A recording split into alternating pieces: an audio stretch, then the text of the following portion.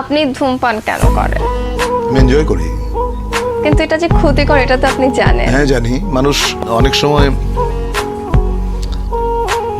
ক্ষতি জেনেও তো করে, অনেক কাজ করে না। সেটা কখন করে মানুষ আপনার মনে হয়? কিছু কিছু জিনিস মানুষ ভালোবাসে। হ্যাঁ, যেমন ধরো তুমি যে কানে যেটা পড়ে আছো এত বড়, তুমি পছন্দ করো বলে এটা পড়ে আছো, কিন্তু এটা যে কানটাকে টেনে তোমাকে অস্বস্তি দিচ্ছে, ওইটুকু যন্ত্রণা তুমি কিন্তু সহ্য করছো। তো ধূমপানটাও অনেকটা ওই রকম। আসলে আমি ধূমপান করি এবং যে জন্য আমি বলতে পারবো না যে ধূমপান আপনারা কেউ করবেন না, এটা আমি বলতে পারবো না। আমি যেদিন ধূমপান ছেড়ে দেবো সেদিন হয়তো সবাইকে বলবো যে ভাই ধূমপান করবেন না, এটা স্বাস্থ্যের জন্য, স্বাস্থ্যের পক্ষে ক্ষতিকর। আমি জেনে শুনে তারপরও কি আমি ওই ক্ষতি যেটা করছে আমাকে ধ্বংস করছে যে জিনিসটা ভেতরে ভেতরে, আমি তাও কন্টিনিউ করে যাব?